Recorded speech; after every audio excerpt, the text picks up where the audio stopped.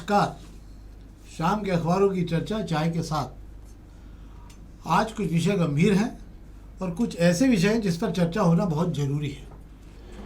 कुछ मुद्दे ऐसे उठ गए अचानक 2-3 दिनों में शहर में कि जिस पर बात होना खबरों से ज़्यादा जरूरी हो गई है। उदाहरण के लिए कैलाशवर्गीय जी ने, केंद्रीय कैबिनेट मंत्री कैलाशवर्गीय जी ने कहा है कि मेट्रो का फैसला जो है वो अधिकारियों द्वारा थोपा गया था। हो सकता है ये बात बिल्कुल सही भी हो, इस पर हम बात करेंगे। ये विषय पर तो बात करनी है, पर एक और विषय ये कि मास्टर प्लान अब आएगा या नहीं आएगा। मास्टर प्लान को लेकर अब बड़ा भ्रम की स्थिति बन गई, पर जो जानकार मान रहे हैं कि अब मास्टर प्लान आ भी गया तो उसका जो है वो मास्टर प्लान ज़मीन पे उतर नहीं पाएगा, क्योंकि सरकार जो इंटीग्रेटेड टाउनशिप की परमिशन दे रही है उससे आसपास के तमाम इलाकों में बड़ी बड़ी टाउनशिप जैसी बनेगी, उसका बहुत बड़ा नुकसान होगा और इंदौर उज्जैन रोड पर बड़ी इसकी तबाही आपको देखने को मिलेगी। बहुत सारी कॉलोनियाँ इंदौर उज्जैन रोड जो कट रही है वो सब उलझ जाएंगी अब उसके बाद। और एक और बात हम बात करेंगे, भागीरथपुरे के पानी की रिपोर्ट का क्या हुआ। पूरी महाभारत हो गई, सब हो गया, युद्ध खत्म हो गया, अपने अपने बैरक में चली गई सेनाएं, सब अपने अपने काम में लग गए। कांग्रेस ने भी एक मार बड़ा अभियान चलाया था कांग्रेस ने, और ये कहा था कि जो है हम हर क्षेत्र से पानी की रिपोर्ट बनाएंगे। उस रिपोर्ट का भी क्या हुआ वो भी आज तक जानकारी नहीं सामने आई। तो सवाल उठ रहा है कि इन सब पर बात होना चाहिए कि नहीं होना चाहिए। कुछ भी बात शहर में होती नहीं है, पर हमें लग रहा है कि ये प्लेटफॉर्म ऐसा जिस पर बात होना चाहिए। और एक और बात मैं आपको बताना चाहता हूँ कि जिस मुद्दे पर आज अतुल सेठ की प्रेस कॉन्फ्रेंस हुई है एलिवेटेड कॉरिडोर को लेकर, इसी प्लेटफॉर्म पर हम और शेखर जी इस मुद्दे पर पूरी तरह से बात कर चुके हैं। अतुल सेठ से जब हमने प्लान लिया था तब ये बात 1 महीने पुरानी, और हमारे दैनिक दोपहर में खबर भी छपी थी कि 19% से भी कम लोग इसका उपयोग कर पाएंगे इस एलिवेटेड कॉरिडोर का। आज उस पर भी हम अगर हुआ तो अगर समय मिला तो उस पर भी बात कर लेंगे। पर हम सबसे पहले खबरों शुरू करते हैं। आज हम पत्रिका खबरों शुरू करते हैं। गैस पाइपलाइन बनी अड़चन। सब जगहों पर काम तो नगर निगम ने चालू कर दिए, पर हर जगह पर बिना किसी तैयारी के और बिना किसी सर्वे और जांच के जहां काम शुरू किए गए, सब जगह पर पेच आ रहा है। कहीं नर्मदा की लाइन आ रही है, कहीं गैस पाइपलाइन आ रही है। परिणाम ये हो रहा है कि फिर काम बंद। अब गैस पाइपलाइन हटेगी, उसके बाद फिर काम चालू होगा, फिर 4-6 महीने और टूट जाएंगे। मतलब एक मजाक हो गया शहर के अंदर कि काम कैसे होना चाहिए। ये मामला है गैस पाइपलाइन बनी अड़चन, रुका IT पार्क फ्लाईओवर का काम। सर्विस रोड अधूरे रहने के कारण ब्रिज निर्माण भी अटक गया और 7 दिन में 1 तरफ की सड़क अब चालू हो पाएगी। क्या है बस जी, बिल्कुल आप सही कह रहे हैं। शहर के अंदर पाइपलाइनें जो हैं वे अड़चन बन रही है, और फ्लाईओवर के अंदर खास तौर कर। पर सवाल ये उठता है कि जब इसकी योजना बनाई जाती तब ये नहीं देखा जाता कि नीचे क्या हैगा। बात कर लें बड़े गणपति पर, यहाँ भी फ्लाईओवर बनना है, फ्लाईओवर आइडिया को बनाना है।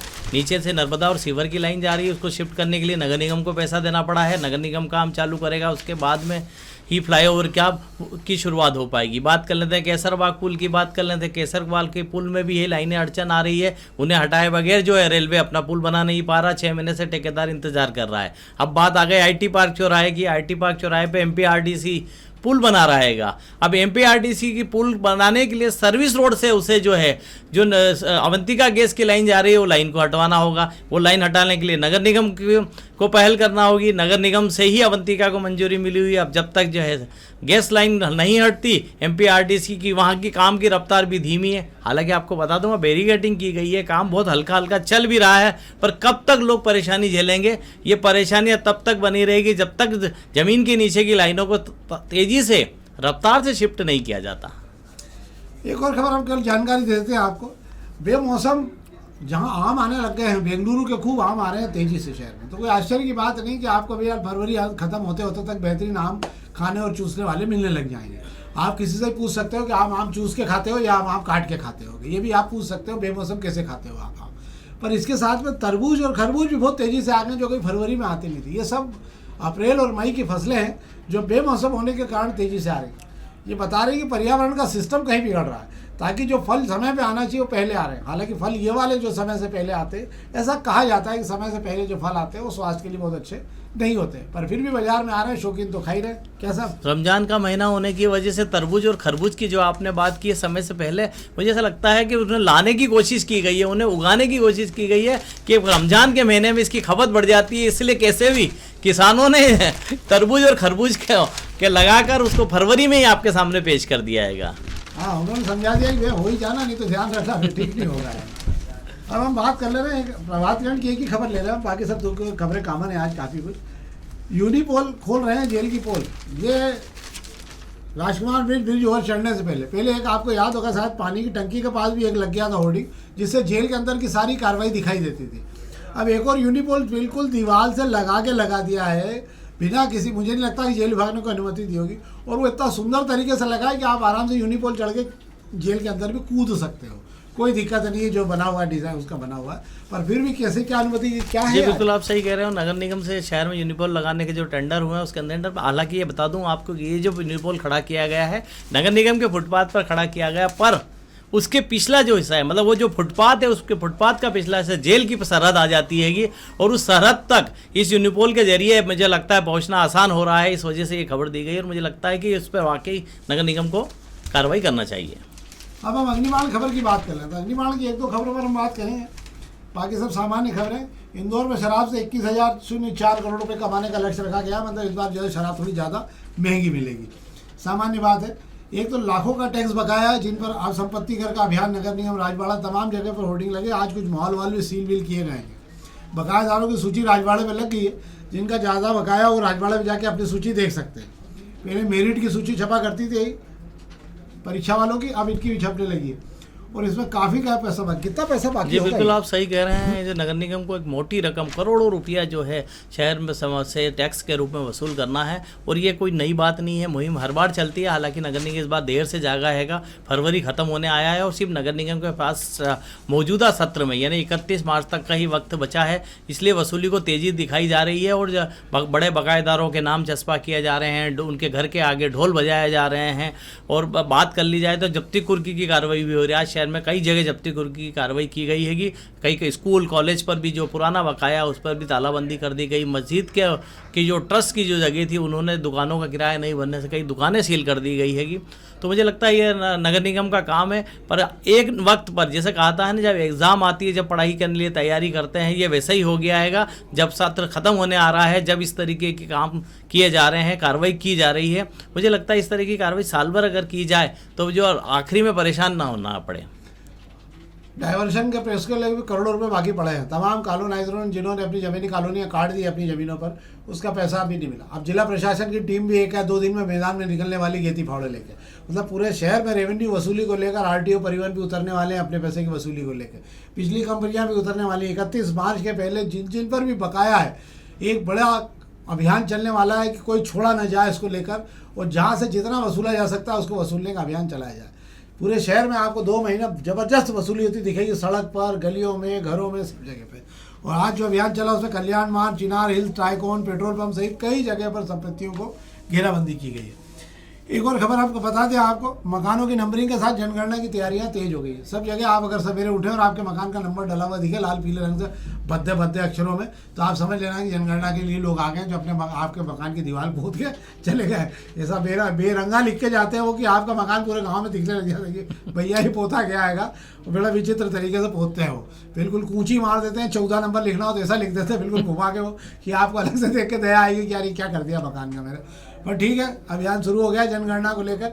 हमारा आग्रह इस मामले में आप शासन को सहयोग दी, क्योंकि यही एक ऐसी जानकारी होती जिसके आधार पर राष्ट्रीय स्तर पर योजनाएं बनाई जाती। क्या बात? जी बिल्कुल आप सही कह रहे हो। जनगणना को लेकर जो है आज से ट्रेनिंग शुरू हो गई है कि जल्दी आपके घरों के पर जो है जनगणना के डाटा इकट्ठा करने आने वाले हैं, और ये वही लोग हैं जो SIR के काम में लगे हुए थे। अब हम बात करेंगे दोपहर की पहले पेज की खबर की। दोपहर के पहले पेज की खबर में आपको बहुत बड़ी सरकारी सेल इस बार लगने वाली है। मतलब बाबूजी तुम क्या क्या खरीदोगे, सब बिकने को तैयार है। क्या क्या नहीं बिकेगा, रेलवे बिक रहा है, विमानतल बिक रहे हैं, सड़कें बिक रही, तेल कंपनियां बिक रही, सब बिकने के लिए बाजार में आ रहा। 16 लाख करोड़ रुपए सरकार तमाम सरकारी कंपनियों का विनिवेश कार्यक्रम, या तो गिरवी रखकर या बेचकर, किसी भी तरह से 16 लाख करोड़ रुपए का लक्ष्य बनाया गया है। और यह सबसे बड़ा डिसइन्वेस्टमेंट होगा, मतलब विनिवेश कार्यक्रम होगा, जिसके अंतर्गत नीति आयोग ने जो सूची जारी की है, कुछ नहीं बचा। 4 लाख करोड़ रुपए के लगभग के 3-3.5 लाख करोड़ की तो सड़कें ही बेचना है देश भर में जो है। 30-50 साल के लिए, 30 साल के लिए, जैसा जो आ जाए वैसे भी सड़कें बेच दी जाएगी। इसी तरह एयरपोर्ट है, जितने बड़े बड़े एयरपोर्ट है, जो फायदे के एयरपोर्ट है, उनके खरीदार सब लाइन में खड़े हुए हैं। उत्तर प्रदेश में 7 एयरपोर्ट चालू किए थे, तब जगह खुशीनगर वगैरह सब जगह, अयोध्या वगैरह में सब जगह चालू किए थे। 7 में से 6 बंद हो गए घाटे के कारण, उनको खरीदार कोई नहीं आया। एक अयोध्या वाला भी चल रहा है तो उसके खरीदार सब सामने आएंगे। तो जहाँ प्रॉफिट के कंसर्न है जहाँ जहाँ भी, वहाँ सब जगहों पर सरकार बहुत तेज़ी से अभियान चलाकर बेचकर अपना पैसा समेटना चाहती है। 16 लाख करोड़ की संपत्तियाँ बिक जाने के बाद सरकार के पास भी कुछ बेचने को नहीं बचेगा। इसके पहले भी सरकार बेचती रही है, 1-2 लाख करोड़ का बेचा, LIC में अपना हिस्सा बेचा, और भी तमाम जगहों पर अपने हिस्से सरकार धीरे धीरे बेच रही थी। कुछ शिपिंग कंपनी को ही बेचा जा रहा है तमाम जगहों पर, बहुत ज़बरदस्त तरीके से आपको देखने को मिलेगा। इस पेरिस में इंदौर एयरपोर्ट का भी नाम आ रहा है कि नहीं आ रहा आ है? जाएगा, नहीं आया होगा तो अपन बेच बाँच लेंगे। यहाँ तो बहुत सारे लोग कुछ भी बेचने के लिए उधार बैठे रहते हैं, कोई दिक्कत नहीं है। पर इंदौर रेलवे स्टेशन का नाम पिछली बार आया जरूर था, ये मुझे याद है कि शायद डिसइन्वेस्टमेंट में इंदौर रेलवे स्टेशन, और इसी के साथ में ज़मीनें रेलवे की बहुत है। हाँ, BSNL का मामला भी, BSNL का 1000 करोड़ से ज़्यादा की ज़मीनें तो केवल बॉम्बे में है। तो तमाम जगहों पर बेचकर, ये सब ज़मीनें बेच बाच कर सरकार जो है अपना खजाना भरेगी। क्यों? क्योंकि 230 लाख करोड़ का कर्ज सरकार पे हो गया है, और ये सरकार कर्ज उठाने का अब अगर कर्ज का ब्याज चुकाना है तो भी कर्ज उठाना पड़ रहा है। तो सरकार अब नए सिरे से जो है पैसा एकत्र करेगी। एक खबर पर बात कर लेते हैं, सामान्य स्थिति। PM मित्रा पार्क जो बन रहा है 2000 एकड़ में, उसमें 38 इकाइयों ने अपनी अनुमति दे दी और निवेश का कार्यक्रम शुरू कर दिया है। 21,000 करोड़ रुपए लग चुके हैं। 2027 में अच्छी खबर है, जानने योग्य, मतलब अच्छी खबर है ये। 2027 में इन उद्योगों का काम चालू हो जाएगा, इन्हें जो कपड़ा उद्योग डर रहे हैं उनका, और करीब 55,000 लोगों को कुल यहाँ पे कामकाज मिलेगा। ये बदनावर के पास PM मित्रा पार्क पूरा बन रहा है, और मुझे लगता है कि शायद एक बड़े रोजगार के अवसर इस क्षेत्र में उपलब्ध होने लगेंगे, बशर्ते समय पर तैयार हो जाए। क्या साहब? बिल्कुल सही कह रहे हैं। एक अच्छी उम्मीद भरी खबर है कि PM मित्रा पार्क में काम शुरू हो गया, जिसकी शुरुआत में प्रधानमंत्री नरेंद्र मोदी ने की थी, और यही उम्मीद थी कि शहर में इस रोजगार के नए अवसर मिलना चाहिए। ये तो थी खबरें। अब हम आज सबसे महत्वपूर्ण चर्चा पर आपका साथ चाहते हैं, और आप इस कार्यक्रम को आखिरी तक देखिए। आपको हर मुद्दे पर वो जानकारी मिलेगी जो 5-15 दिन बाद अखबारों में छपना शुरू होती है। इसका उदाहरण है आज जो अतुल सेठ की प्रेस कॉन्फ्रेंस है, कि हमने पूरे आंकड़ों शायद लिखा था कि ये ब्रिज जहाँ से चढ़ा रहे हो आप और जहाँ उतार रहे हो आप, जब तक चढ़ने की व्यवस्था नहीं तो उतार के करोगे क्या?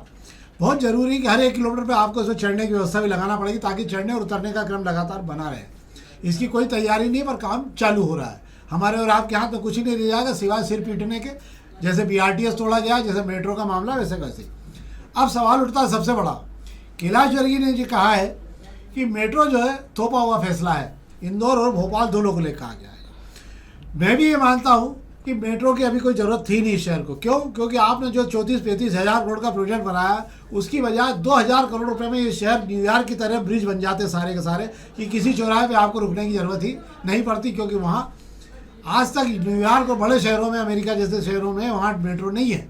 वहाँ पर ब्रिजों का सिस्टम इतना बना दिया गया है कि आपको कहीं जाने के लिए, आपको किसी भी रास्ते में जाने के लिए कोई दिक्कत नहीं। पूरे शहर में 8 लेन और 6 लेन ब्रिज बने हुए हैं, तो इससे आपको दिक्कत नहीं होती।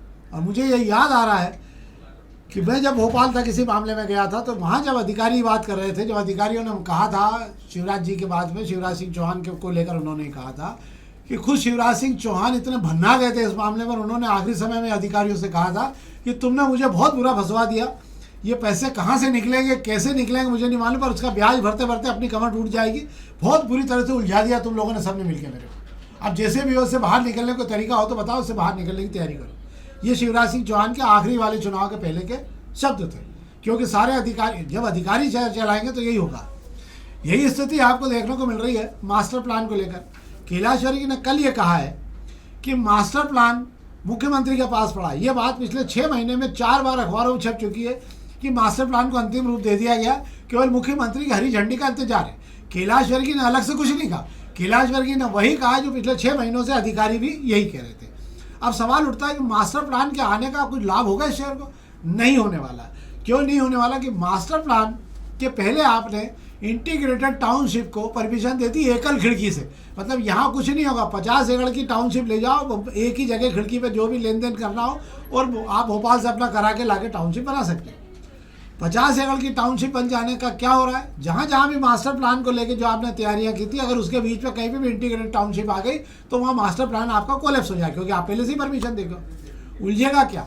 अहिल्या पथ उछल जाएगा, और अहिल्या पथ जैसे कई प्रोजेक्ट जो है इस शहर के बुरी तरह से उलझने की तैयारी में आ गए। समझ नहीं आ रहा है कि इस मास्टर प्लान को लेकर शहर के जन नेता बाकी चुप क्यों हैं। बोलना चाहिए कि भाई मास्टर प्लान पहले आप लाओ, उसके बाद इंटीग्रेटेड टाउनशिप का काम करो। और इसके कारण सबसे बड़ा नुकसान क्या होगा मैं आपको बताता हूँ। इंदौर उज्जैन रोड पर जितने टाउनशिप बनाई जा रही है छोटी छोटी, ये सब उलझ जाएंगे बिना मास्टर प्लान के, और वहाँ पर जो भी आएगा जोड़ जाड़ के अपनी बना लेगा, और ये सब जिन्होंने बेच रखा है, जिन्होंने आधा अधूरा काम कर रखा है, सब बर्बाद हो जाएंगे बहुत बुरी तरह से।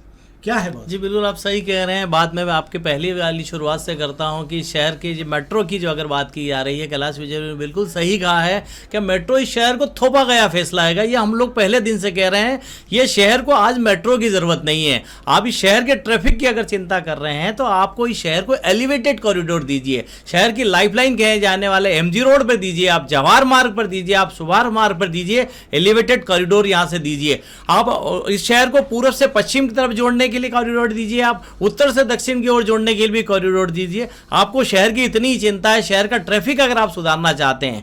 फिर बात कर ली कि आप मेट्रो को आपने शुरू कर दिया, आप मेट्रो को थोप रहे हैं, आप शहर के अंदर डाल रहे हैं। अब शहर के आप अंदर डालने की बजाय उसे आप एक सर्कल बना के अगर शहर के आसपास घुमा देते तब भी मेट्रो ठीक लगता। अब हमें आने वाले वक्त में फिर वही कहने को पड़ेगा कि जिस तरीके से BRTS में बगैर सलाह, बगैर भविष्य, बगैर आगे पीछे देखे BRTS को आपने AB रोड पर बनाकर गलत फैसला लिया, और उसके क्या नतीजे हो रहे हैं हम अभी देख रहे हैं। आज भी कोर्ट में सुनवाई थी और नगर निगम कमिश्नर को वहां भी जज साहब के सामने खड़ा रहना पड़ा था। ये तो बात हो गई मेट्रो की। अब बात करते हैं आप मास्टर प्लान की।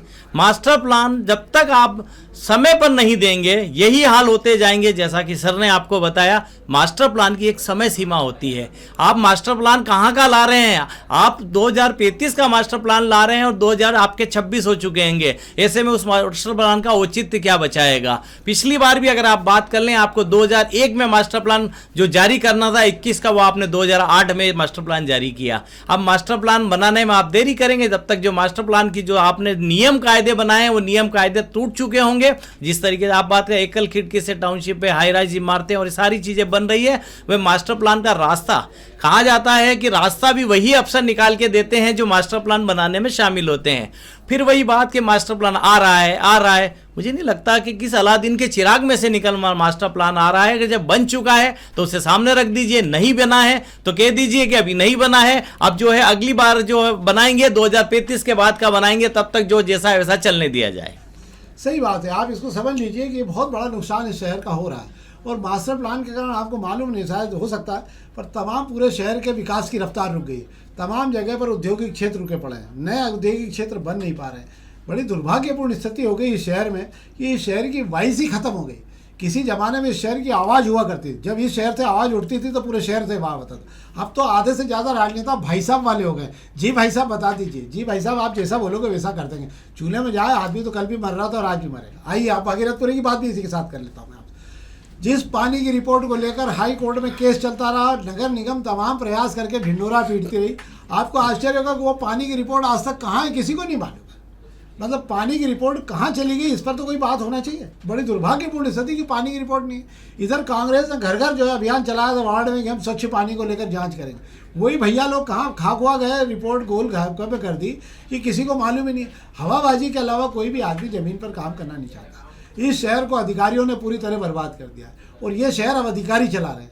राजनेता तो केवल अपने काम के लिए जाते हैं। अधिकारियों के हाथ में शहर होगा तो हम और आप ऐसे ही रोते रहेंगे। जो कल नगर निगम में तो वो कलेक्ट्रेट में होंगे, जो कलेक्ट्रेट में तो वो कमिश्नरी में होंगे, पर ये शहर में केवल अपने आप को बचाने के लिए आखिरी समय तक अधिकारी टिके रहेंगे। ये थोड़े दिन इस शहर में रहकर चले जाएंगे, शहर का सत्यानाश कर जाएंगे और फिर भुगतना आप और हम लोगों को ही है यहाँ पर। तो आइए कुछ सोचा जाए, कुछ कम से कम एक मोमबत्ती इसी की जला दी जाए कि कम से कम इस शहर को बचा लें हम और आप मिलकर। नहीं तो ये शहर इस कदर बर्बाद होगा कि आने वाली पीढ़ियाँ आपसे भी पूछेंगी। उनका भी हिसाब लिया जाएगा जो तटस्थ थे उस समय पर कि हमने तो कुछ बोला ही नहीं, तो नहीं बोला तो आपसे भी हिसाब लिया जाएगा कि आपने क्यों नहीं बोला। एक बार तो बोलते कम से कम आप। हम इस मुद्दे को लगातार जिंदा रखेंगे। एक और भी हम मुद्दे पर कभी और बात करेंगे। एक तालाब शहर में बर्बाद हो गया और लोग देखते रह गए, पूरा 100 एकड़ का तालाब खा गए मुट्ठी भर लोग मिलके। इस पर भी हम किसी दिन बात करेंगे। आज केवल इतना ही हमारा आग्रह है, इस कार्यक्रम को आप अपने अधिक से अधिक लोगों को पहुंचाइए। उन लोगों को तक जरूर पहुंचाइए जिनके कानों में थोड़ी बहुत जू रहेंगे और वो कम से कम शहर को लेकर कुछ सोचने की स्थिति में आए। अगर हम और आप मिलकर ये अलग जगाएंगे तभी हम इस शहर को बचा पाएंगे। बहुत बहुत धन्यवाद।